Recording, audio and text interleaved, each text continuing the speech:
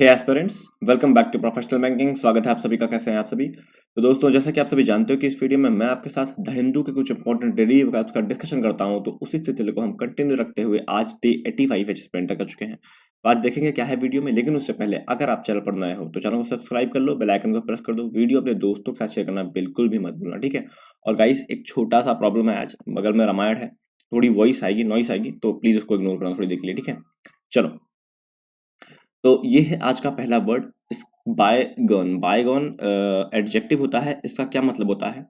Bygone की meaning होती है something that happened a long time ago, मतलब कोई चीज बहुत पहले हुई हुई। बाय गॉन मतलब बीत चुका है, ऐसा बोलते हो तो बीता हुआ कल, ठीक है? कोई चीज बहुत पहले हो गई है उसे कहते हैं बायगॉन, ठीक है?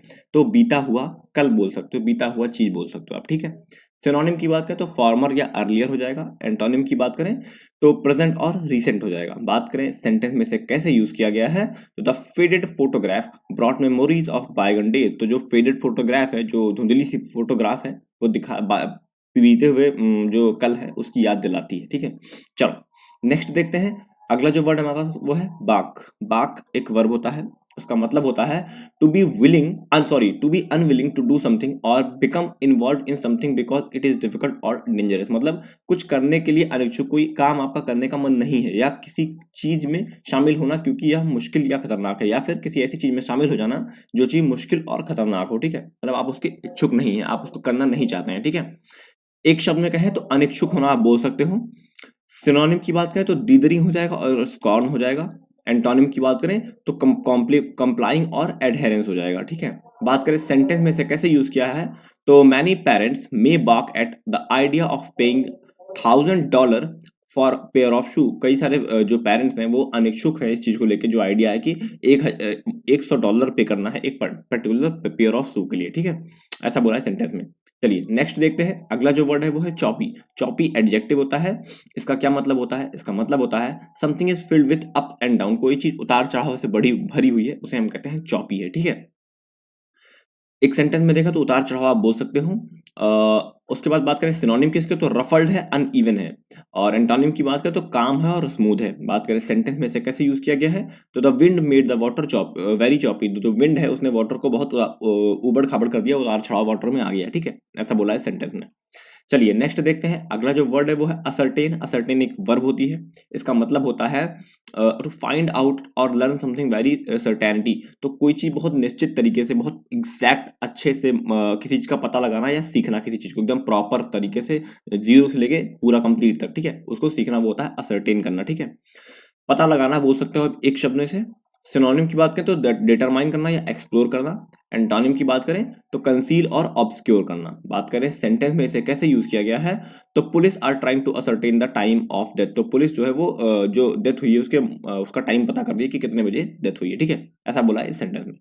चलिए नेक्स्ट देखते हैं। अगला जो वर्ड है वो है एबेट। एबेट एक वर्ब होती है। इसका मतलब होता है कि to become less strong, to make something less strong. किसी चीज को वीक करना बोल सकते हो आप सीधे, कि किसी अच्छी चीज को या किसी खराब चीज को वीक करने की कोशिश करना, ठीक है? वो होता है एबेट करना, ठीक?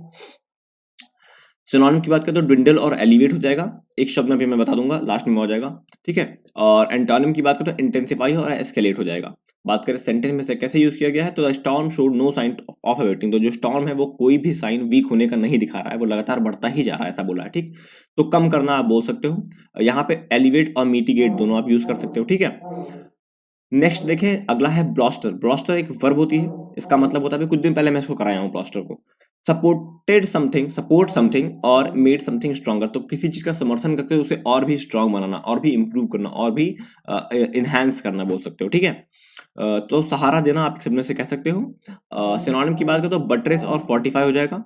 एंटोनिम की बात करें तो अनडिटरमाइन और विशिएट हो जाएगा।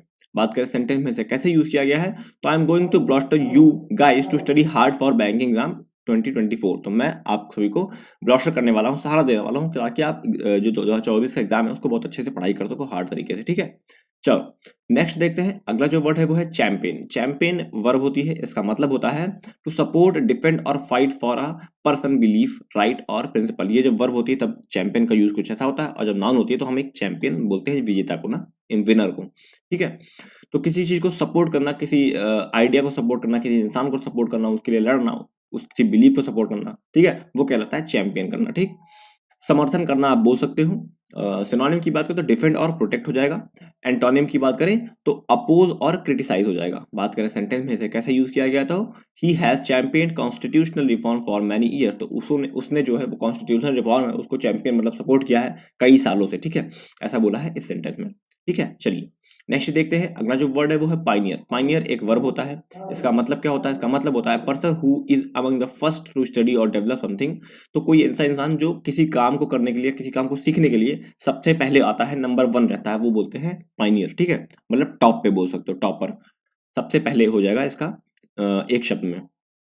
सिनोनिम की बात करें तो इंस्टिगेट या इनिशिएट हो जाएगा। एंटोनिम की बात करें हॉल्ट या स्टॉप, मतलब रुका हुआ है, पीछे है, देरी से है, ऐसा बोल सकते हो आप। ठीक है, सेंटेंस में यूज देखें तो she is best known for her pioneering work on the cause of emotional drama. तो जो इमोशनल तकलीफ होती है उसके लिए, उसको सही करने के लिए वो सबसे पहले नंबर 1 पर आती है। जब बात आती है इमोशनल ड्रामा की तो किसी की जॉन पे नाम आता है तो उसका नाम आता है, ऐसा बोला है इस सेंटेंस में। ठीक है, चलिए नेक्स्ट देखते हैं। अगला जो वर्ड है वो है ऑफ शूट। ऑफ शूट एक नाउन होता है। इसका मतलब होता है a thing that develop from something else, मतलब किसी चीज का हिस्सा होना, मतलब एक मेन चीज है उसके कई सारे हिस्से हैं, तो वो होता है ऑफ शूट करना। ठीक है, तो आप एक शब्द में से शाखा कह सकते हो, ब्रांच जिसे कहते हैं ना। सिनोनिम की बात करें तो ब्रांच और सब्सिडरी हो जाएगा। जैसे मेन हेडक्वार्टर यहाँ पे तो कई सारे ब्रांच खुले हुए हैं अदर अदर ना, तो वो हो जाएगा ऑफ शूट। ठीक है, of shoot branches of dash company, ऐसा बोल सकते हो। एंटोनिम की बात करें तो मेन स्ट्रीम या ओरिजिनल हो जाएगा। बात करें सेंटेंस में से कैसे यूज किया गया है, तो they belonged to an offshoot of the main stream religious body. तो एक मेन स्ट्रीम रिलीजियस बॉडी है, उसके कुछ ऑफशूट है, उससे वो लोग बिलोंग करते हैं, ऐसा इस सेंटेंस में कहा गया है। ठीक है, चलिए नेक्स्ट देखते हैं। अगला है डोव टेल। डोव टेल एक वर्ब होती है। इसका मतलब क्या होता है, इसका मतलब होता है something to fit exactly together. कोई चीज एक दूसरे से एग्जैक्टली फिट हो गई, मतलब एक दूसरे के ही वो पूरक हैं, एक दूसरे में ही जुड़े हुए हैं ना, एक दूसरे की कड़ी है वो। जैसे चेन होता है ना, चेन की कड़ी होती है, तो वो एक दूसरे के लिए बनी होती है। तो ऐसा बोल सकते हो कि कोई चीज एक दूसरे के लिए बनी हुई है, एक दूसरे के लिए पूरक है। ठीक है, वो तो एक शब्द में आप कड़ी या पूरक कह सकते हो आप। ठीक है, इसको सिनोनिम की बात करें लिंक या इंटरलॉक हो जाएगा। एंटोनिम की बात करें तो डिसएग्री या डिफर हो जाएगा। अलग अलग है चीजें ना, कोई परवाह नहीं, वो चीजें एक दूसरे से एकदम अलग है। सेंटेंस में यूज देखें तो the life is different and the process of dovetailing a new system into an old is much more difficult. तो लाइफ जो है बहुत अलग है। हम लोग नए जनरेशन के हैं, कुछ लोग ओल्ड जनरेशन के, और नया जो सिस्टम है वो ओल्ड में लाकर उसे फिट करना बहुत आसान काम नहीं है। ठीक है, बहुत मुश्किल काम होने वाला है, ऐसा इस सेंटेंस में कहा गया है। ठीक है, चलिए तो वोकैबुलरी हमारी खत्म हो गई। अब बात करते हैं इडियम और फ्रेजेस की। तो बीट अराउंड द बुश का मतलब क्या होता है, बीट अराउंड द बुश का मतलब हो जाएगा avoid saying what you mean usually because it is uncomfortable. तो कोई चीज जैसे मान लो आपको किसी ने कुछ कहा, आपको कुछ समझ में आया, तो आपको अब ये लग रहा है कि यार अभी मुझे जो समझ में आया मैं किससे कहूंगा तो सामने वाले को बुरा ना लगे, वो अनकंफर्टेबल ना फील करे, तो वो बोलने से अवॉइड, कि आप क्या समझे, आप क्या समझे, इस चीज को बोलने से अवॉइड करने का मतलब होता है बीट अराउंड द बुश। ठीक है, बेटर लेट देन एवर, ये तो आप लोगों ने बहुत जगह देखा होगा, रोड पे लिखा रहता है। बेटर लेट देन एवर का मतलब होता है better to arrive late than not to came at all, मतलब ना आने से अच्छा है कि आप देर आए, ऐसा बोला गया है। ठीक है, इसका मतलब ऐसा हो जाएगा। फ्रेजल वर्ब की बात करें तो एड अप का मतलब क्या होता है, एड अप का मतलब हो जाएगा to make sense seem reasonable. किसी चीज का सेंस बनाना, किसी चीज को रीजनेबल बनाना, वो होता है एड अप करना। ठीक है, तो इसका एग्जांपल देख लो, the facts in the case just doesn't add up.